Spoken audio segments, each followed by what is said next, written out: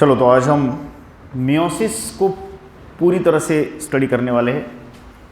Second type of cell division in nature. देखो meiosis और mitosis ये दोनों प्रोकैरियोट्स के लिए नहीं लगते, ये प्रोकैरियोट्स के लिए लागू नहीं होते। मतलब जो बैक्टीरिया है उसको हम ना मियोटिकली डिवाइड बोलते हैं ना माइटोटिकली डिवाइड बोलते हैं, उनका तो फ्यूजन होता है ना। बैक्टीरियल सेल फ्यूजन से डिवाइड होती है। माइटोसिस और मियोसिस सिर्फ यूकैरियोट्स के लिए टर्म लागू होते हैं। मियोसिस खास तौर पे, जैसे कि माइटोसिस तो भैया तकरीबन सभी सेल्स में होता है। प्लांट्स में डिप्लॉइड में भी होता और हैप्लॉइड में भी होता है माइटोसिस, ओके। लेकिन एनिमल्स में माइटोसिस डिप्लॉइड में होता है, यंग सेल में माइटोसिस नहीं होता, हैप्लॉइड में नहीं होता। जैसे कि स्पर्म में माइटोसिस नहीं होगा, लेकिन पोलन ग्रेन में माइटोसिस होता है और मेल गैमेट्स बनते हैं। पोलन का जो डिवीजन है आगे, मेल गैमेटोफाइट के लिए 2 डिवीजन होते हैं पोलन के। कहने से मतलब है मियोसिस और माइटोसिस सिर्फ यूकैरियोट्स में चलता है। आज हम स्टडी कर रहे हैं meiosis. Meiosis is a reduction cell division. ये कौन सा डिवीजन है? रिडक्शन सेल डिवीजन, जिसमें एक सेल से 4 सेल बनते हैं। एक सेल जो एक 2n डिप्लॉइड सेल है वो अगर मियोसिस में जाती है तो उसके 4 सेल बनते हैं, और ये 4 सेल 2 अवस्थाओं में बनते हैं। जैसे कि पहली अवस्था मियोसिस 1, इससे 2 सेल पैदा होंगे यन, मतलब ये कंप्लीट रिडक्शन है इसका। याचं काय झालं हे रिडक्शन झालं। 2n जो है डिप्लॉइड कंडीशन जो है वो हाफ माने n में कन्वर्ट होती, और इन दोनों सेल्स में M2 माने मियोसिस 2 होता है। It is equal to meiosis 2, और ये स्थिति कंटिन्यू होती है। मतलब जो हैप्लॉइड स्टेटस है, एक सेट ऑफ क्रोमोसोम है, वो कंटिन्यू होता into n and n। So this is as good as equal to mitosis. ये माइटोसिस नहीं है, लेकिन माइटोसिस जैसा है। तो पहला डिवीजन मियोसिस 1 रिडक्शन डिवीजन है, और जो दूसरा डिवीजन है मियोसिस 2 वो इक्वेशनल जैसा है, वो इक्वेशनल डिवीजन है। मियोसिस की 2 अवस्थाएं पड़ती है। मियोसिस 2 अवस्थाओं में पूरा होता है। कौन सी 2 अवस्था? Meiosis 1 and meiosis 2। कौन सी 2? Meiosis 1 and meiosis 2। कौन सी वाली 2? Meiosis 1 and meiosis 2। इसमें मियोसिस 1 कौन है? रिडक्शन डिवीजन है। और मियोसिस 2 कौन है? इक्वेशनल डिवीजन है। मियोसिस 1 कौन है? Reduction division. Meiosis 2 equational division है। ठीक है, हम यहां पे दोनों देखने वाले हैं, मियोसिस 1 और एज वेल एज मियोसिस 2 को। देखो मियोसिस और माइटोसिस में एक बहुत बड़ा फर्क है। वो ये है कि meiosis only for sexual reproduction, ये बात पक्की करो। मियोसिस नहीं होता फॉर ग्रोथ एंड डेवलपमेंट। पहली चीज, meiosis only takes place for sexual reproduction के लिए होता है। दूसरी बात, मियोसिस से जो सेल्स पैदा होते हैं, सेल्स फॉर्म्ड बाय मियोसिस, जो मियोसिस से सेल्स पैदा होते हैं दे आर गैमेट्स। वो गैमेट्स होते हैं। और गैमेट्स आपको पता है कि सेक्स सेल्स है, तो इसीलिए हम बोलते हैं कि meiosis only for sexual reproduction. जो भी सेल्स पैदा होते मियोसिस से उनको हम बोलते हैं गैमेट्स। क्या बोलते हैं? Gametes. Second thing, always meiosis जो है takes place at a particular age और particular what you say life span. एक पर्टिकुलर समय में होता है, takes place in a particular age, at a particular age, in a particular age. उसका age का समय फिक्स है। जैसे भैया आम का पेड़ अगर लगाया तो उसको लगे फूल नहीं आते, उसको फूल आने के लिए 5-6 साल इंतजार करना पड़ेगा। तो ये उसका ग्रोथ पीरियड होता है। एनिमल्स में भी एक पर्टिकुलर समय में ही अंडे या बच्चे दिए जाते हैं, और बच्चे देने का जो समय है, बच्चे बनाने का समय, उसी समय ये मियोसिस चालू होता है। उसको प्यूबर्टल एज बोलते हैं। Okay, it is called pubertal age. Pubertal age. So pubertal age को ही क्या होता है, मियोसिस शुरू होता है। अच्छा, जब मियोसिस शुरू होता है तो ऐसा नहीं कि पूरी उम्र चलते रहता है, ऐसा नहीं कि पूरी जिंदगी मियोसिस चलते रहता है। एक पर्टिकुलर समय को शुरू होता और एक पर्टिकुलर समय को बंद भी होता है। अब मान लो महिलाओं में, फीमेल्स में, ह्यूमन फीमेल में मेनार्च, जिसको हम बोलते हैं मेनार्च, उम्र के 13 साल को ये मियोसिस चालू होता है, उसको बोलते हैं menarche. It is marked by bleeding in female. वो ब्लीडिंग साइकिल से शुरू होता है। ओके, और हर महीने एक मियोसिस कंप्लीट होते रहता है। फीमेल में रेट ऑफ मियोसिस बहुत स्लो है ना। तो एक आधी फीमेल पूरी अगर जिंदगी प्रेग्नेंट नहीं है, she is not pregnant, no showing pregnancy, तो पूरे जीवन काल में वो 416 फीमेल गैमेट बना सकती है सिर्फ। 416 एग्स माने फीमेल गैमेट, ओहा, क्योंकि एक प्रेगनेंसी आती है तो कम से कम 12 ओहा नहीं बनेंगे। 12 मंथ्स 13 मंथ्स का गैप पड़ता है, मेंस्ट्रुअल साइकिल बंद हो जाती है प्रेगनेंसी पीरियड में। इस तरह से आप देख सकते हैं कि जो मतलब जो मियोसिस है वो लाइफ लॉन्ग नहीं चलता। महिलाओं में वो 13 साल को शुरू होगा, 13 ईयर्स को शुरू होगा, तो एक 45 से 50 साल तक चलेगा। हाँ, तो इसको बोलते हैं मेनार्च, मेनार्च स्टार्ट, और इसको बोलते हैं मेनोपोज।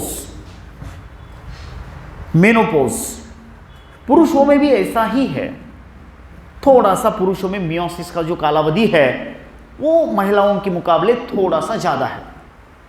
पुरुषों में ये रहा, फीमेल्स में, ह्यूमन फीमेल्स में, तो ह्यूमन मेल्स में the meiosis will start at the age of suppose 14 years, 14 साल को शुरू हो रहा, तो उम्र के तकरीबन 65 और 70 ईयर्स तक चल रहा है, 65 to 70 ईयर्स। अब ये एक फिक्स आंकड़े नहीं है, it changes according to individual, लेकिन एक्सेप्शनल केसेस तो बहुत ज़्यादा है। एक्सेप्शनल केसेस तो इससे भी बहुत ज़्यादा है कि कुछ लोग 81 ईयर्स ऑफ एज को भी पेरेंट्स बने हैं। तो कुछ लोग बोलेंगे sir what about this rule, we are not saying very firm and rigid, humans के पैरामीटर्स बदलते रहते, इंडिविजुअल व्यक्ति पे डिपेंड करता है वो, लेकिन फिर भी ऑन एन एवरेज ये देखो यहाँ पे 14 से लेकर के 65, मतलब मेल और फीमेल के व्हाट यू से जो एंड है, रिप्रोडक्शन एंड, उसकी उम्र में फ़र्क है, और इसीलिए मेल और फीमेल के शादी के समय उम्र में फ़र्क रखते हैं, या रखा जाता है, या होता है ऑन एन एवरेज नेचुरली।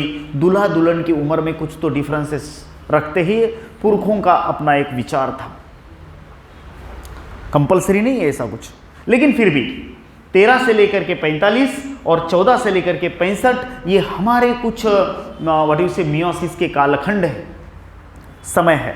तो meiosis only for sexual reproduction. Meiosis start at fix age and ends at fix age. Meiosis एक पर्टिकुलर समय को आता है और एक पर्टिकुलर समय को बंद हो जाता है। ऐसा नहीं है कि वो पूरी उम्र चलते रहता है, क्योंकि मियोसिस बहुत ज़्यादा खर्चीली प्रक्रिया है। It is most expensive reaction या मोस्ट एक्सपेंसिव प्रोसेस। वो बहुत ज़्यादा एक्सपेंसिव है, बॉडी एनर्जी बहुत खर्च करवाती है। इसलिए मियोसिस आ रहा कब, जब हमारा शरीर डेवलप हो चुका है, या almost physical development is almost completed. पहले फिजिकल डेवलपमेंट, बाद में रिप्रोडक्टिव। जब आपका शरीर बढ़ चुका है तो उसके बाद जो है मियोसिस एंट्री मार रहा। अच्छा, मरने तक हो रहा है क्या? मरने तक नहीं, इसके बाद शरीर को सिर्फ मेंटेन करना है, इसके बाद मियोसिस नहीं हो सकता। मतलब बॉडी को वो एनर्जी देनी है, बॉडी को मेंटेन करने के लिए एनर्जी देनी है, ना कि रिप्रोडक्शन के लिए। कुदरत ने सब कुछ सेट करके दिया है, पहले ग्रोथ बाद में रिप्रोडक्शन। रिप्रोडक्शन भी उम्र भर नहीं, मरने तक नहीं, एक पर्टिकुलर उम्र के बाद में रिप्रोडक्शन बंद, उसके बाद में body is maintained only, energy is not wasted in the what you say meiosis. तो मियोसिस से जो सेल्स पैदा होते हैं उनको क्या बोलते हैं हम? गैमेट्स। क्या बोलते हैं? गैमेट्स पूरी उम्र पैदा नहीं होते हैं और इसीलिए पूरी उम्र मरने तक सेक्सुअल रिप्रोडक्शन भी नहीं होता है, बच्चे भी मरने तक पैदा नहीं होते हैं, एक पर्टिकुलर उम्र तक बच्चे पैदा किए जाते हैं। So on an average this is you can से। तो मियोसिस का और एक बहुत ज़बरदस्त कैरेक्टर है कि you know all the four cells produced by meiosis are not similar। Meiosis से जो 4 सेल पैदा होते हैं ये चारों के चारों सिमिलर नहीं है। क्या बोल रहा मैं? Hello, all the 4 cells are not. Mitosis में 1 के 2 बनते और मियोसिस में 1 सेल के 4 सेल बनते। वहां देख सकते आप, माइटोसिस में 1 के 2 बनते, मियोसिस में 1 सेल के 4 सेल। माइटोसिस में 1 के 2 बनते, दोनों एग्जैक्टली सिमिलर है। मियोसिस में 1 सेल के 4 सेल बनते, 1 सेल के 4 सेल, चारों के चारों अलग है और यही सोर्स ऑफ वेरिएशन बनता है। अगली पीढ़ी में बदलाव लाने का एक बहुत बड़ा सोर्स है ये। And this produce chance for variation, बदलाव, वेरिएशन इन नेक्स्ट जनरेशन। अगली पीढ़ी में इसी से बदलाव आने की संभावना होती है। Okay, this helps in evolution, this process of variation, इससे इवोल्यूशन को सपोर्ट मिलता है। दिस सपोर्ट्स इवोल्यूशन, इससे इवोल्यूशन को सपोर्ट मिलता है। मियोसिस का एक और जबरदस्त बेनिफिट यह है कि मियोसिस में आप देख सकते हैं कि क्रोमोसोम नंबर आधा होता है। जब ये क्रोमोसोम नंबर आधा होता है ना, आपको पता है फिर से पूरा हो जाता है। आप नहीं समझे। सपोज ये प्रोसेस 2n, मान लो इंसान की बात करते हैं हम, ये एक मेल है और ये उसकी वाइफ डेफिनेटली फीमेल है, ठीक है ना। अब इसका डिप्लॉयड क्रोमोसोम नंबर कौन है? 46। ये स्पर्म मदर सेल, स्पर्मेटोसाइट, और ये 46 वाली oocyte। This is 2n is equal to 46, 2n is equal to 46। तो इसमें होगा मियोसिस 1, M1, ठीक है, और इसमें भी क्या होगा? M1, ठीक है। तो इससे बनेंगे 2 सेल, मियोसिस 1 से 2 सेल बनेंगे और उसमें हर एक में 23 क्रोमोसोम प्लस इसमें 23 रहेंगे, ठीक है। n, this is n is equal to, और इसमें भी मियोसिस 1 होगा एंड इसमें भी 23 एंड दिस 23। ओके, तो ये हर एक 23 क्रोमोसोम वाली जो सेल है इसमें आप मियोसिस 2 करना है, इसमें आप मियोसिस 2 करना है, M2। दिस इज M2 माने meiosis 2, it is equal to meiosis 2, M2 and M2 करना है। तो जब आप M2 करेंगे, मियोसिस 2 करेंगे, तो इससे 23 एंड 23 एंड 23 ये ऐसे सेल्स बनेंगे। ये स्पर्म बने 4। अब ओवा 4 नहीं बनते। देखो, हम बनाते तो यहाँ पे 4 सेल बनाएंगे, लेकिन फीमेल सेक्स में 3 मर जाते, 1 बचती। तो this and this they die और 1 सेल बचती है। ये फीमेल सेक्स का कायदा प्लांट्स ने भी फॉलो किया है, याद रखो। वनस्पतियों ने भी इसको फॉलो किया है। प्लांट्स में भी जब हम देखते हैं कि there is meiosis in male sex, anther में मियोसिस हो रहा, तो 4 एक मदर सेल से 4 पोलन बनते, चारों बचते हैं। लेकिन फीमेल सेक्स में जब हम देखते हैं इसको, megaspore mother cell undergo meiosis, produce 4 megaspore, 3 मर जाती, 1 बचती। That is called as functional megaspore. Plant भी फीमेल सेक्स में जब मियोसिस होता, भाई मियोसिस का हर तरफ पूरी दुनिया में एक ही कायदा है, पूरी दुनिया में एक सेल इंटू 4 सेल, एक सेल कन्वर्ट इंटू 4 सेल, और जैसी मदर सेल है उसका हाफ क्रोमोसोम नंबर अगले सेल्स में आएगा। मदर सेल मानो 2n है तो हर सेल होगी n।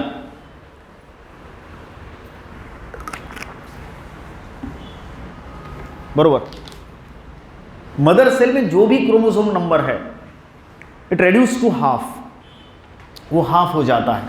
तो इस तरह से आप समझ लो कि कोई भी एक स्पर्म ले लो, 23 का एक स्पर्म, और कोई भी एक ओहम, ये वाला ओहम ले लो, 23 का एक ओहम, and that is equal to अगली पीढ़ी 46 क्रोमोसोम की। तो देखो आ गया ना 46 क्रोमोसोम कांस्टेंट, है ना। मियोसिस से क्रोमोसोम नंबर फिर से रिस्टोर होता है बच्चे में या इंसान में, जो भी इंसान बनेगा वो फिर से 46 क्रोमोसोम का बनेगा। नहीं तो कितना मुश्किल होता था बताओ। मान लो मियोसिस है ही नहीं, या मियोसिस से आधा नहीं हो रहा, हाफ नहीं हो रहा, क्या होता था कि स्पर्म 46 का और ओहम भी 46 का, अगली पीढ़ी 92 की, और उसके आगे क्या करते फिर 184 बनाते क्या, बरोबर है कि नहीं। मतलब क्रोमोसोम नंबर हाफ होना कंपलसरी है, जिससे chromosome number of species it helps to remain constant. Chromosome number is maintained by meiosis, the chromosome number is again restored. ये क्रोमोसोम नंबर फिर से रिस्टोर होता है, जो उसकी जाति का क्रोमोसोम है उतना रिस्टोर होता है। मियोसिस से क्रोमोसोम आधा होता और फिर से वो कंप्लीट हो जाता, मियोसिस से वो क्रोमोसोम आधा होता फिर से कंप्लीट हो जाता, and this helps to restore the chromosome number of a particular species. कड़ा लगा? Can you understand? समझ रहे कि नहीं समझ रहे? So this is you can say अलग अलग सिग्निफिकेंस ऑफ मियोसिस। अब हम एक्चुअल मियोसिस में जाते हैं कि प्रोसेस ऑफ मियोसिस होती कैसे है। देखो मियोसिस की प्रोसेस जो रिडक्शन डिवीजन है, जिसमें मैटरनल और पैटर्नल क्रोमोसोम्स हर सेल में जो होते हैं वो पहले क्रॉस होते हैं और बाद में सेपरेट होते हैं। बोलो, मियोसिस में एक्चुअली एक सेल से कितने सेल बन रहे? 4 सेल। एक सेल से 4 सेल। मियोसिस कितनी अवस्थाओं में कंप्लीट हो रही? 2। मियोसिस 1 एंड इसमें कैरियोकाइनेसिस ही, ये 2 अवस्थाएं जो बोल रहे हैं मियोसिस 1 और मियोसिस 2 कैरियोकाइनेसिस की अवस्थाएं हैं, न्यूक्लियर डिवीजन की अवस्थाएं हैं। यहाँ न्यूक्लियस 2 बार डिवाइड होता, डीएनए सिर्फ 1 बार डिवाइड होता। डीएनए का रेप्लिकेशन पहली बार ही छोड़ा, यस फेज। इसमें इंटरफेज एक ही है common, G1 yes and G2 जो हमने माइटोसिस में देखा था वो 1 बार होता है, मियोसिस 1 के पहले। नहीं समझ रहे? सेल डिवीजन के पहले क्या होता है? सेल साइकिल होता है कि नहीं? सेल साइकिल में सबसे लंबी अवस्था कौन सी है? इंटरफेज। छोटी अवस्था कौन सी है? Young phase. मियोसिस के लिए कॉमन पहले ही दोनों मियोसिस के लिए 1 एंड 2 के लिए कॉमन होती है इंटरफेज, पहले शुरू में। हाँ, इंटरफेज कॉमन होती है। इंटरफेज कितनी अवस्था है? कितनी अवस्था है? अरे इंटरफेज की कितनी अवस्था है? कौन सी? G1। इसमें यस में डीएनए रेप्लिकेशन होता है, बरोबर है? एक डीएनए के 2 डीएनए। मियोसिस में वो एक ही बार हो रहा, डीएनए रेप्लिकेशन एक ही बार हो रहा, न्यूक्लियस का डिवीजन 2 बार हो रहा। न्यूक्लियर डिवीजन, लेकिन डीएनए रेप्लिकेशन एक ही बार। हम क्या करते हैं, पहले मियोसिस 1 लेते हैं। मियोसिस अवस्था, मियोसिस की अवस्थाएं 2, मियोसिस 1 एंड रिडक्शन कौन है? इक्वेशनल कौन है? एक न्यूक्लियस के 2 न्यूक्लियस किस में होते? मियोसिस 1 में, और 2 के 4 किस में होते? इक्वेशनल कौन है? मियोसिस 2। एंड रिडक्शन कौन है? रिडक्शन कौन है? मान लो ये सेल मियोसिस में जारी। देखो मियोसिस जैसे एक पर्टिकुलर उम्र में होता है वैसे शरीर के एक पर्टिकुलर हिस्से में होता है। माइटोसिस जैसा पूरे अंग में मियोसिस नहीं होता। हेलो, पूरे अंग में मियोसिस नहीं होता, बल्कि एक अंग में होता है, एक पर्टिकुलर पार्ट में होता है। वो होता है सेक्स पार्ट, सेक्सुअल पार्ट। जैसे कि अगर हम फ्लावर की बात करते हैं तो फ्लावर में मियोसिस जो है वो सिर्फ होगा actually not in calyx, not in Corolla, but androecium के जो स्टेमन्स है, ये स्टेमन और इसका ये एंथर, और एंथर की mother cell, pollen mother cell, anther के अंदर मदर सेल, उसी में मियोसिस होगा। अगर हम बोलेंगे फीमेल सेक्स में तो पूरे गाइनोशियम में नहीं होगा। This is stigma, the style and the ovary.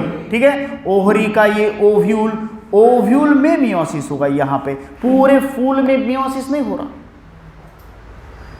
Mitosis तो पूरे अंग में होता है, पूरे शरीर में होता है, लेकिन मियोसिस पर्टिकुलर स्ट्रक्चर में, जो सेक्स स्ट्रक्चर है में, उसी में होगा।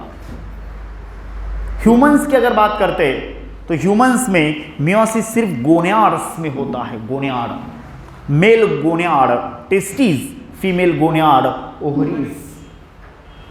वो भी पूरी उम्र भर नहीं होते रहता, एक पर्टिकुलर उम्र में आता है, एक पर्टिकुलर उम्र में जाता। क्या बोल रहा? लेकिन जब तक है तब तक क्या होता है? Sexual reproduction. जब तक है तब तक क्या होता है? जब तक मियोसिस है तब तक ही सेक्सुअल रिप्रोडक्शन, क्योंकि वो गैमेट्स बनाता है। क्या बनाता हो? गैमेट्स। मान लो ये एक सेल है, दिस इज अ सेल, जो एक सेक्स ऑर्गन की सेल है, और ये सेल मियोसिस में जा रही है। इस सेल में हम टोटल क्रोमोसोम 4 ले रहे, 1 2 3 4, जिसमें से 2 क्रोमोसोम इस सेल के, मतलब इसका जो मालिक है, इसका जो शरीर है, वो शरीर के माता पिता है। सेक्सुअल रिप्रोडक्शन में हर बॉडी को एक मदर होती है और एक फादर होता है। मदर से और फादर से इक्वल क्रोमोसोम्स आते हैं। इसमें हमने 4 क्रोमोसोम लिए, तो 4 में से समझ लो 2 आए मदर से और 2 आए फादर से। 2 किधर से आए? 2 किधर से? सेक्सुअल रिप्रोडक्शन का वो कायदा आपको पता है ना, माताजी प्लस पिताजी इक्वल टू नेताजी। तो नेताजी का निर्माण कैसे हो रहा? माताजी प्लस पिताजी से, बरोबर है कि नहीं? तो मदर ने कितने दिए? 2, फादर ने कितने दिए? 2। तो मदर ने जो दिए उसको बोलते मैटरनल क्रोमोसोम, और जो फादर ने दिए उसको बोलते पैटर्नल क्रोमोसोम। ठीक है, अब हम मियोसिस 1 में जा रहे हैं। इंटरफेज खत्म हो गई, अब शुरू हो रही यंग फेज। यंग फेज की मियोसिस 1 की जो है वो पढ़ती है 4 अवस्थाएं। यहां लिख रहा हूं मैं, मियोसिस 1 इसकी पढ़ रही 4 अवस्थाएं। कितनी अवस्थाएं बोलो? 4 फेजेस। मियोसिस 1 च्या 4 phases. This 4 phases are as prophase 1, okay, metaphase 1, anaphase 1 और टीलोफेज 1।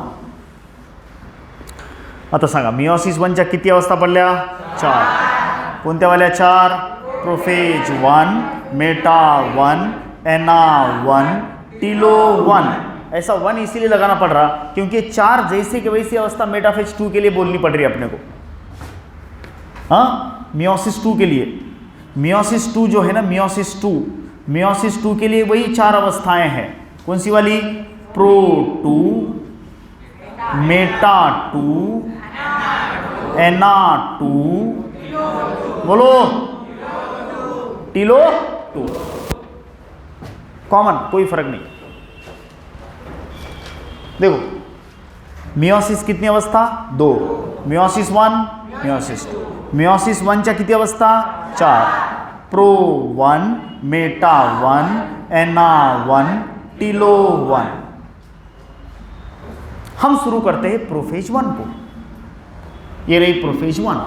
प्रोफेज 1 सबसे लंबी अवस्था है। पहले तो क्लियर करो मियोसिस की कितनी अवस्था, मेन 2 अवस्था, 1 and 2, 1 रिडक्शन 2 इक्वेशनल। हम 1 में है फिलहाल। उस सबके पहले क्या कंप्लीट हुआ, इंटरफेज। सबसे पहले क्या कंप्लीट हुआ, इंटरफेज कंप्लीट है यहाँ पे, और G1 यस G2 सब कुछ कंप्लीट हुआ, इंटरफेज पूरा। उसके बाद क्या शुरू हो रहा है, यम फेज। यम फेज में मियोसिस 1 एंड मियोसिस 2, 2 बार न्यूक्लियस बटेगा, पहले रिडक्शन तरीके से, बाद में इक्वेशनल तरीके से। तो हम जा रहे टू द मियोसिस 1। मियोसिस 1 की अवस्था 4 अवस्था, प्रो 1, मेटा 1, एना 1, टीलो 1। तो प्रो 1 जो है सबसे लंबी अवस्था है, क्योंकि इसकी पड़ती 5 अवस्था। प्रोफेज 1, यही इंपॉर्टेंट है। जो लोग प्रोफेज 1 को अंडरस्टूड करते हैं उनका काम खत्म हो जाता है, बोले तो मार्क्स पक्के हो जाते हैं। ओके, प्रोफेज 1 इसी एक पेज पे 2 क्वेश्चन है 2021 में, 2021 में, और ये पेचीदा यही है, ठीक है ना, बात क्लियर है ना। ये प्रो 1, मेटा 1, एना 1, टीलो 1 बरोबर मियोसिस 1। टीलो 1 को कितने न्यूक्लियस बनेंगे, 4 काय को 2 बनेंगे, 4 अभी नहीं ना, मियोसिस 2 के बाद 4 बनेंगे ना, मियोसिस 1 चल रहा है। तो टीलो 1 माने कैरियोकाइनेसिस की लास्ट अवस्था, न्यूक्लियस कितने बने, 2। हर न्यूक्लियस में नंबर ऑफ क्रोमोसोम 2-2 होंगे, क्योंकि ओरिजिनल सेल में न्यूक्लियस में कितने क्रोमोसोम ले रहे हैं हम, 4। बाद में कितने बनेंगे, 2-2। फिर वो दोनों न्यूक्लियस जाएंगे मियोसिस 2 में, प्रो 2, मेटा 2, एना 2, टीलो 2। यहाँ आएंगे तो 4 बनेंगे, यहाँ 2 न्यूक्लियस बनेंगे। ओके राइट, अब ध्यान दो इधर। हम ऐसा मानते हैं कि इस सेल में 4 क्रोमोसोम है जो मियोसिस में जा रही है। 4 में से मैटरनल कितने हैं, पैटर्नल कितने हैं। मान लो ये लाल वाले मैटरनल है, ये वाले ब्लू वाले पैटर्नल है, ठीक है। प्रोफेज 1 की 5 अवस्थाएं पड़ती है। 5 अवस्थाएं इस तरह से, लिप्टोटीन, ये सभी डायग्राम्स मैंने निकाले हैं। लिप्टोटीन, जाइगोटीन, पैचिटीन, डिप्लोटीन और डायकाइनेसिस। डिप्लोटीन और डायकाइनेसिस, बस इतना समझ लो, काम खत्म हो जाता। प्रोफेज 1 की पहली अवस्था लिप्टोटीन। अब प्रोफेज की कॉमन कुछ बातें अपने दिमाग में रखो जो हमने माइटोसिस में पढ़ी है। क्या पढ़ा आपने, प्रोफेज में क्या क्या होता है, nuclear membrane start to disappear, nucleolus start to, endoplasmic reticulum start to, centrosome के 2 सेंट्रियोल अलग होते हैं और वो किधर जाना चालू होते हैं, पोल्स की तरफ। They are going towards the respective poles, they form spindle apparatus, protein का एक जाल बनाते हैं, धागों का। ये काम शुरू हो जाता है। तो हम आ रहे अभी लिप्टोटीन में। तो लिप्टोटीन में पहली बात जो हो रही कि क्रोमैटिन क्रोमोसोम में कन्वर्ट होना चालू होते हैं। हमें पहली बार क्रोमोसोम के दर्शन होते हैं लिप्टोटीन में, क्योंकि वो प्रोफेज की अवस्था है पहली, और प्रोफेज की क्वालिटी आपको पता है कि पहली बार क्या दिखना चालू होते हैं आपको, क्रोमोसोम। दिखते कि नहीं दिखते, हाँ? आप यहाँ इंटरफेज में क्रोमोसोम की गिनती कर सकते हैं? नहीं।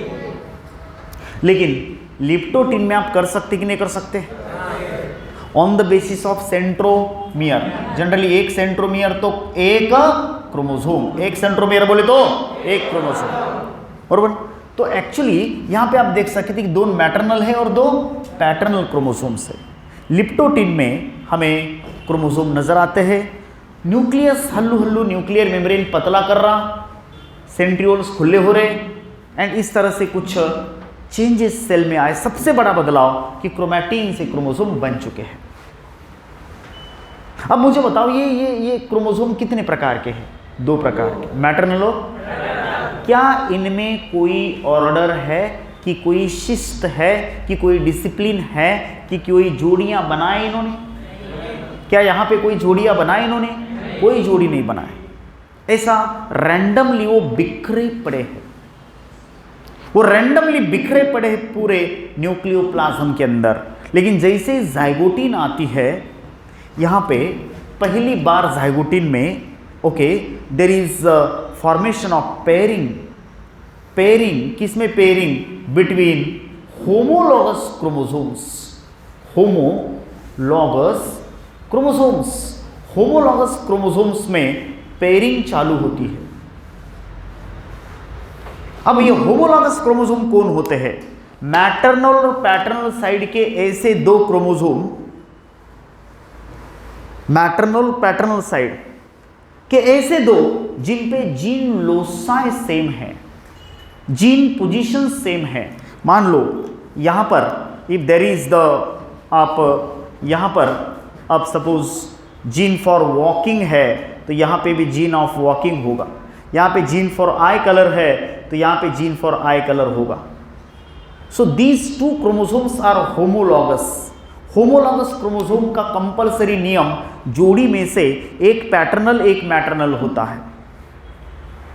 दोनों पैटर्नल या दोनों मैटरनल नहीं होते। हमारे हर सेल में 50% क्रोमोसोम मदर से मैटरनल और 50% फादर से पैटर्नल। हेलो, तो जाइगोटिन में क्या हो रहा है? बोलो, जाइगोटिन में क्या हो रहा है? जाइगोटिन में पेयरिंग हो रही। क्या हो रही? It is called as synapsis. Synapsis and there is the zygotene में एंड ऑफ जाइगोटिन को साइनेप्टोनेमल कॉम्प्लेक्स बन जाते हैं। पूरी बात समझ लो भाई। ये क्रोमोसोम इसके साथ पेयर करा तो इन दो, ये दो कौन से क्रोमैटिड है? Non sister. ये दो कौन है? सिस्टर। तो इस होमोलॉगस क्रोमोसोम की ये वाली क्रोमैटिड और इस होमोलॉगस क्रोमोसोम की ये वाली क्रोमैटिड एक दूसरे की नॉन सिस्टर है।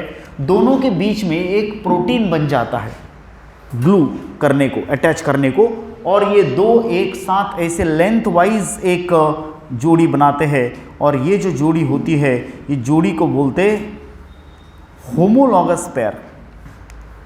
और ये जो इनमें गठबंधन है, it is called as synaptonemal complex. ये दोनों क्रोमोसोम होमोलॉगस है और इनमें साइनेप्टोनेमल कॉम्प्लेक्स है। यहां पर साइनेप्टोनेमल कॉम्प्लेक्स कहां बनता, ये सवाल आपको आना चाहिए। इसका जवाब कि साइनेप्टोनेमल कॉम्प्लेक्स जाइगोटिन में बनता। इसका मतलब क्या हुआ? लेंथ वाइज साइनेप्सिस होना। साइनेप्सिस होना इसका मतलब जोड़ी बनना। ऐसे वो आकर के अगल बगल में खड़े हो जाते हैं। लेकिन ये जो जोड़ी बन रही वो कैसे भी नहीं बन रही। It is on the basis of homologosity. Homologosity मतलब दो क्रोमोसोम के ऊपर के जीन्स सेम होते हैं, सेम कैटेगरी के जीन्स होते हैं। मान लो यहाँ पे अगर जीन फॉर, यू कैन से, यहाँ पे जीन फॉर आई कलर है तो यहाँ जीन फॉर आई कलर होता है। यहाँ पे जीन फॉर अगर वॉकिंग है तो यहाँ जीन फॉर वॉकिंग होता है। Here is the gene for talking, तो यहाँ पे जीन फॉर टॉकिंग होता है। तो इसलिए ये दो क्रोमोसोम होमोलॉगस क्रोमोसोम्स है। एक क्रोमोसोम मैटरनल और एक क्रोमोसोम कैसा है? पैटर्नल है। ठीक है, ये जाइगोटिन में होता है। पैचिटिन में क्या होता है? देखो पैचिटिन की अवस्था, इसमें क्या लिखा? हाँ, जाइगोटिन में क्या लिखा? Pairing of homologous chromosomes. Homologous chromosome की क्या हुई? पेयरिंग हुई। होमोलॉगस क्रोमोसोम्स कौन होते हैं? Homologous chromosomes, homologous chromosomes show same gene loci. Same gene loci, loci माने plural number of location. Location का प्लूरल नंबर। देखो ये एक locus, gene for talking, gene for talking, ये एक locus. Gene for walking, gene for walking, एक locus. Gene for eye colour, gene for eye colour, gene for skin colour, gene for skin colour. इस chromosome पे gene for skin colour है तो इस chromosome पे gene for skin colour यहां पे इस पोजीशन पे नहीं होगा, है ना। तो ये होमोलॉगस है। ये gene locus locus locus loci, gene loci same, तो ये होमोलॉगस जोड़ी। इसमें भी ऐसा ही है। Gene for hair, gene for hair, gene for eyebrow, gene for eyebrow, ये होमोलॉगस। एक उदाहरण दे रहा, मैं एग्जांपल दे रहा। तो इस तरह से होमोलॉगस क्रोमोसोम की जोड़ियां बनती है और there is formation of synaptonemal complex. Synaptonemal complex किस अवस्था में बनता है? जाइगोटीन के मुझे हाइलाइट्स बताओ, सीधे एकदम स्ट्रेट। जाइगोटीन के हाइलाइट्स, पहली बात, जाइगोटीन में क्या होता है? पेयरिंग। क्या होती है? Pairing of whom? Pairing of whom? What are the homologous chromosomes? Homologous chromosomes show same gene loci। अच्छा मुझे बताओ, होमोलॉगस क्रोमोसोम की जो जोड़ी है, दो क्रोमोसोम है, उसमें के दोनों पैटर्नल है कि दोनों के दोनों मैटरनल है कि एक पैटर्नल एक मैटरनल है? एक paternal and they show same gene loci. Same gene किस अवस्था में? जाइगोटीन। क्या होती है? पेयरिंग होती है। क्या होती है? पैचिटिन अवस्था में ये जो नॉन सिस्टर क्रोमैटिड्स है, कौन है? नॉन सिस्टर, उनकी होती क्रॉसिंग। क्या होती है? उनमें क्या होती है? एंड ये क्रॉसिंग जो है उसके साथ रिकॉम्बिनेज नाम का एंजाइम मैटरनल का कोई जीन पैटर्नल की तरफ और पैटर्नल का कोई जीन मैटरनल की तरफ एक्सचेंज करवाता है। उसके लिए एंजाइम इस्तेमाल होता रिकॉम्बिनेज एंजाइम की मदद से। लेकिन ये बहुत कंपलसरी नहीं है। जो क्रोमोसोम, मान लो ये वाला एक क्रोमोसोम है, इस पर ऐसे जीन्स बैठे, एक के नीचे एक जीन्स बैठे हैं, ऐसे बैठे हैं, लेकिन एक आधा जीन दूसरों के हिसाब से दूर बैठा है। जो जीन दूर बैठा है वही जीन इस पैचिटिन अवस्था में दूसरे क्रोमोसोम पे ट्रांसफर हो सकता है। एक्सचेंज ऑफ जीन्स तभी होती है जब वो जीन बाकी मेंबर से दूर है। जितना अंतर जाता उतना रिकॉम्बिनेशन की डिग्री ज़्यादा।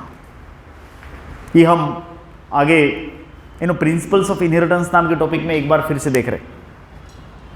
अभी इतना याद रखो आप कि यहाँ पे जो क्रॉसिंग हुई है, इधर मैं थोड़ा सा बोल्ड बताता, क्रॉसिंग, ये क्रॉसिंग जब होती है ना, ये ऐसा, तो जब ये क्रॉसिंग हो रही है यहाँ पे, तो क्रॉसिंग पे जीन्स एक्सचेंज कितने होंगे डिपेंड करता है कि उनके डिस्टेंसेस मेंबर्स के साथ कितने हैं। और ये क्रॉसिंग करवाने को एक एंजाइम इस्तेमाल होता है, उस एंजाइम का नाम है रिकॉम्बिनेज एंजाइम। कौन सा वाला enzyme? Which enzyme? With the help of the enzyme recombinase. With the help of the enzyme there is exchange of genes in pachytene. Diplotene में, अब आते हैं हम डिप्लोटिन में। डिप्लोटिन में क्या होता है कि पहली चीज तो अब ये क्रोमोसोम का एक्सचेंज हो गया, ये दो क्रोमोसोम अब एक दूसरे से दूर जाना चालू करेंगे। ये दो क्रोमोसोम एक दूसरे से दूर जाना चालू करेंगे। They try to go away. Exchange होने के बाद वो दूर जाना चालू करते हैं। एक्चुअली यहां पे पहली बार हमें कुछ चीजें दिखती है, जैसे कि synaptonemal complex start to dissolve. Synaptonemal complex start to dissolve. मैंने साइनेप्टोनेमल कॉम्प्लेक्स इनमें बनवाया था, कहां पे? In the zygotene. और ये जाइगोटीन में का साइनेप्टोनेमल कॉम्प्लेक्स यहां डिसॉल्व होना चालू होता। कॉन्सेंट्रेशन पूरा चाहिए। और साइनेप्टोनेमल कॉम्प्लेक्स डिसॉल्व होने से, है कि नहीं, ये जो नॉन सिस्टर क्रोमैटिड के क्रॉसिंग हुए थे ना, ये क्लियर कट हमें ऐसे एक्स शेप में दिखते हैं। हे ऐसा ये एक्स दिखेगा हमको, और वो जगह दिखेगी जहां क्रॉसिंग हुई है। Non sister chromatids of homologous chromosomes, ये नॉन सिस्टर है, उनमें क्रॉसिंग हुई। ये क्रॉसिंग का पॉइंट कॉल्ड कैसमेटा, और chiasmata is seen in X shape chiasmata. कौन से शेप में दिखता है हमको? एक्स शेप में। किस अवस्था में? डिप्लोटिन में। What is this stage? Diplotene. कौन सी अवस्था है ये? डिप्लोटिन। तो क्या क्या हो रहा है? Synaptonemal complex start to dissolve. X form में कियास्मेटा दिखाई देता है। कियास्मेटा किस फॉर्म में दिखाई देता है? एक्स फॉर्म में, है कि नहीं? पैचिटिन के बाद डिप्लोटिन, ये दो एक्स फॉर्म में कियास्मेटा दिखाई दे रहा है। अब ये जो कियास्मेटा है, ये डिप्लोटिन के बाद जो डायकाइनेसिस आ रही, डायकाइनेसिस, इसमें ये कियास्मेटा टर्मिनलाइज होता है। क्या होता है? इट स्टार्ट टू, मतलब एंड की तरफ सरकता है। अब यहां है तो नेक्स्ट डायकाइनेसिस में वो आपको दिखेगा यहां पर। देखो कियास्मेटा, ये कियास्मेटा यहां से इधर गया। मान लो चेन की जिप की जो ये होता है ना, हुक पकड़ करके उसके खोला जाता है, तो वो एक तरफ हम ले जा रहे हैं, चेन के जिप के एक तरफ ले जा रहे हैं, दैट इज टर्मिनलाइजेशन। असो क्रॉस वाला पॉइंट ऑफ क्रॉस इज ये वाला एक्स दिख रहा है, कियास्मेटा है ये, तो ये जो क्रॉस का पॉइंट है वो ऐसे ऐसे ऐसे ऐसे ऐसे सरक रहा है। So this is called as terminalization. क्या बोलते हैं उसको? टर्मिनलाइजेशन। ये बात हमें दिखाई देती है in the case of your diplotene and diakinesis. Diakinesis के बाद यहां पे हमें दिखती है मेटा 1। अब इसके बाद कॉम्प्लेक्स उतना नहीं है। आप माइटोसिस की मेटा के सारे पॉइंट्स यहां लगाओ। कौन से? नंबर 1, न्यूक्लियर मेम्ब्रेन पूरी तरह से गायब हुआ, completely disappear, nucleolus completely, and all the chromosome rest at equator. कहां आ गए? कितने क्रोमोसोम इक्वेटर पे आ गए? 4। लेकिन ये जो आए वो बायवैलेंट्स के फॉर्म में, इसको बोलते हैं बायवैलेंट्स। ये देखो बायवैलेंट मतलब जोड़ी जोड़ी, अभी भी वो पूरी तरह से खुले नहीं है। ये होती है मेटाफेज 1। आप मुझे बताओ मेटाफेज 1 में सेंट्रोमियर को कौन कनेक्टेड है? Spindle fibre. सेंट्रोमियर को कौन कनेक्टेड है? और वो जोड़ी है, किसकी जोड़ी है? होमोलॉगस क्रोमोसोम की जोड़ी। ये होमोलॉगस क्रोमोसोम की जोड़ी फूट जाती जब एनाफेज 1 आती है। एनाफेज 1 आती है तो ये जोड़ी टूट जाती है, ये जोड़ी फूट जाती है। मान लो हम यहां निकालते हैं NA1। क्या होगा NA1 के समय? आपको पता है कि क्रोमोसोम जाते हुए नजर आते, ये स्पिंडल इधर खींचेगा और ये वाला स्पिंडल इधर खींचेगा। बोलो बरोबर है? तो ये पैर फूटेगी, मैटरनल ऊपर पैटर्नल नीचे, है कि नहीं? इधर भी ऐसे ही होगा, लेकिन कंपलसरी नहीं है कि हर बार मैटरनल ही ऊपर हो, कभी कभी पैटर्नल क्रोमोसोम भी ऊपर जा सकता है।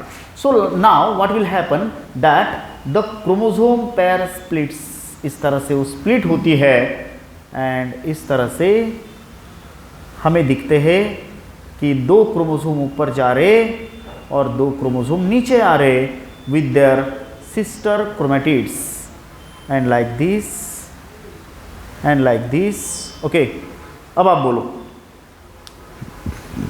कितने क्रोमोसोम ऊपर जा रहे? कितने क्रोमोसोम ऊपर जा रहे? कितने क्रोमोसोम नीचे आ रहे? हाउ मेनी क्रोमोसोम नीचे आ रहे? कितने ऊपर जा रहे? कितने? 2 ऊपर और 2 नीचे। लेकिन आप देख सकते हैं अपोजिट क्रोमोसोम के पैचेस वो लेके जा रहे हैं, वो अपोजिट क्रोमोसोम के पैच लेके जा रहे, एंड इस तरह से दिस इज यू कैन से द 2 क्रोमोसोम ऊपर और 2 क्रोमोसोम नीचे। यही अवस्था रिडक्शन की होती है, same stage of reduction. Reduction की यही अवस्था है कि this is the stage of reduction. मतलब 2n कन्वर्ट्स टू n वहाँ बीज यहाँ उसके बोए जाते हैं। 2n n में कन्वर्ट हो गया, 2n n में कन्वर्ट हो गया। अब देख सकते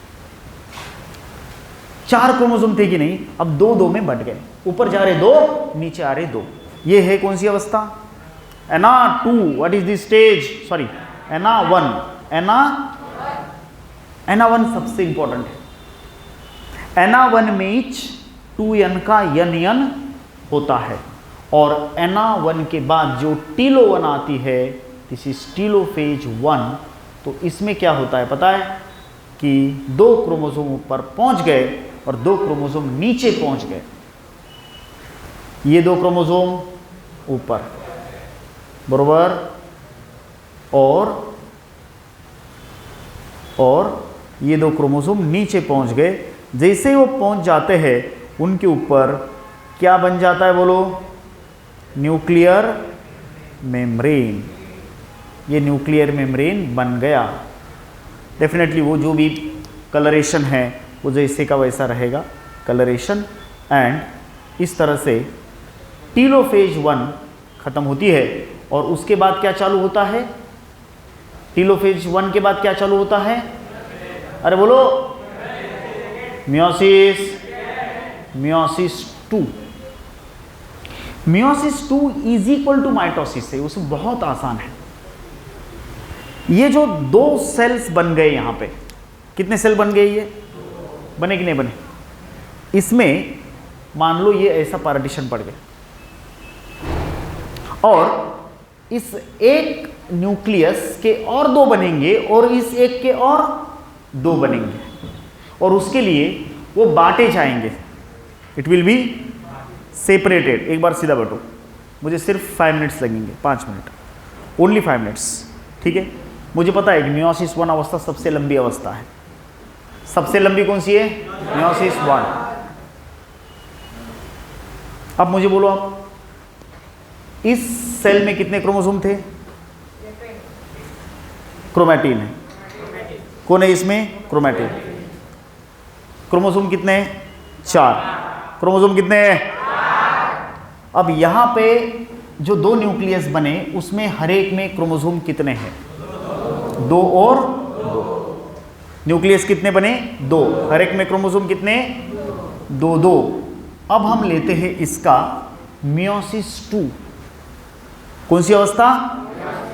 मियोसिस 2 में हम 2 सेल लेके जा रहे, हर एक में 2 क्रोमोसोम है। तो मियोसिस 2 की पहली अवस्था प्रोफेज 2। कौन सी अवस्था? प्रोफेज 2। तो प्रोफेज 2 का डायग्राम कैसा होगा? ये इस तरह से कि ये वाला न्यूक्लियस जो डिसॉल्व हो रहा है, ये भी न्यूक्लियर मेम्ब्रेन गायब हो रहा है।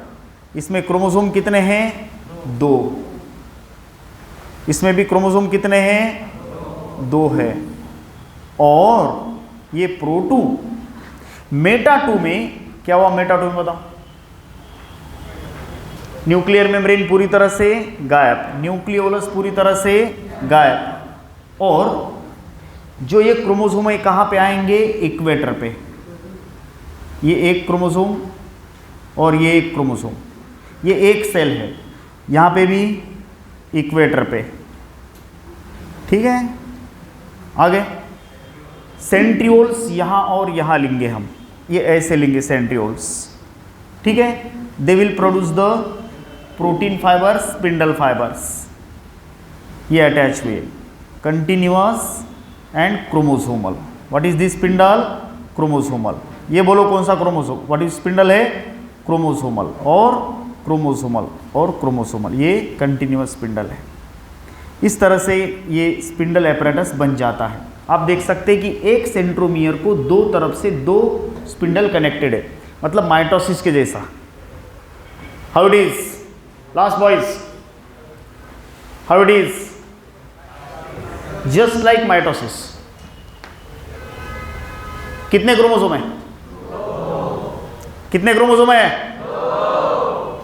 2 क्रोमोसोम, बरोबर। न्यूक्लियस कितने बने? न्यूक्लियस कितना है?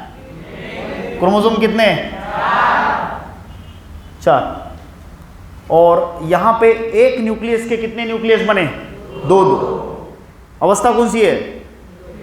टीलो 1। कौन सी अवस्था है? अब क्या शुरू करा हमने? मियोसिस 2। क्या शुरू करा? अवस्था 4, प्रो 2, मेटा 2, एना टीलो 2। प्रोफेज 2 में क्या होगा फिर? वही कॉमन बात है। कौन सी? अब ये माइटोसिस जैसा ही लगाना आपने, यहाँ पे पैचिटिन वगैरह कुछ नहीं है। लिप्टोटिन, जाइगोटिन, पैचिटिन, डिप्लोटिन, डाइकाइनेसिस सिर्फ प्रोफेज 1 में है, प्रोफेज 2 में नहीं है। प्रोफेज 1 ही सबसे लंबी अवस्था है पूरे मियोसिस में, ठीक है कि नहीं? फक्त ती एकच प्रोफेज 1 वही अवस्था लंबी है, बाकी तो कॉमन स्टेजेस है। प्रोफेज 2। अब मेटा 2 ये आ गए। एना 2। एना 2 में वही सेम। बोलो अब क्या होगा एना 2 में? आप खुद बोलो कि chromosomal spindle start to condense, और वो क्या करेंगे? खींचेंगे। किसको खींचेंगे? बोलो। डॉटर क्रोमोसोम्स को। अब ये एक क्रोमोसोम कितने क्रोमोसोम बनाएगा? 2। ये वाला 1 और ये वाला 1 बन गए। फिर इससे कितने बनेंगे? 2। दिस इज 1 एंड उधर से 1। ये 2 ऐसे, this will separate like this. ये बन गए 2, ठीक है? वैसे ही इधर कितने क्रोमोसोम बनेंगे? इस एक क्रोमोसोम से 2। This 2 are the daughter chromosomes. ये होंगे डॉटर क्रोमोसोम्स, 1 के 2, 1 के 2, और ये होगी एना। जाते हुए नजर आ रहे हैं। एंड टीलो में क्या दिखेगा हमको? वो जा चुके हैं, पहुंच चुके हैं। They reach the respective poles. जैसे कि मान लो यहां पे है कि नहीं, पहुंच गए 2 क्रोमोसोम, ये 2 यहां पहुंच गए, एंड लाइक दिस। ओके, यहां पे 2 और यहां पे ये 2 क्रोमोसोम पहुंच गए। क्रोमोसोम पहुंचने के बाद वहां पे क्या आएगा? क्या बनेगा? क्रोमोसोम पहुंच चुके, ये 2 यहां पहुंचे, ये 2 यहां पहुंचे, तो उनके अराउंड क्या बनेगा? न्यूक्लियर मेम्ब्रेन, जो गायब हुआ था ना पहले, प्रोफेज में गायब हुआ था। तो इस तरह से न्यूक्लियर मेम्ब्रेन बन जाते हैं। एंड लास्ट को है कि नहीं, 4 न्यूक्लियस का निर्माण होता है। एक सेल में 2 और एक सेल में 2। सो 1 2 3 4। और इस तरह से इनमें फिर से क्रोमोसोम का क्या बन रहा है? बोलो। क्रोमैटिन। साइटोकाइनेसिस का तरीका, प्लांट सेल है तो सेल प्लेट, एनिमल सेल है तो क्रोमैटिन। ये meiosis 2 is equal to mitosis लेना है, कोई फर्क नहीं है। क्या फर्क करा हमने? कुछ भी नहीं करा। देखो प्रोफेज में क्या करा हमने? न्यूक्लियर मेम्ब्रेन गायब, न्यूक्लियोलस गायब, क्रोमोसोम दिखाई दे रहे। मेटाफेज 2 में क्या किया है? This is Meta 2। मेटा 2 क्या किया? मेटा 2 में आपने सारे क्रोमोसोम इक्वेटर को, सारे क्रोमोसोम, और सेंट्रियोल 2 ये साइड को गए। हर साइड से स्पिंडल किसको कनेक्ट कर रहे? सेंट्रोमियर को। एनाफेज में दोनों तरफ से पुलिंग फोर्स आ रहा है अपोजिट डायरेक्शन में, तो ये एक सेंट्रोमियर बढ़ गया 2 में, एक क्रोमोसोम बढ़ गया 2 में, और इस तरह से nothing but meiosis 2 is very similar to mitosis, और बनते 4 सेल। अब ये चारों सेल आर गैमेट्स। चारों सेल कौन है? गैमेट्स। मेल सेक्स में ये प्रोसेस हुई तो मेल गैमेट से, फीमेल सेक्स में हुई तो फीमेल गैमेट से। ये चारों सेल गैमेट से sex cells ready for fertilization, fertilization के लिए तैयार है। Okay, so this is the meiosis. Thank you.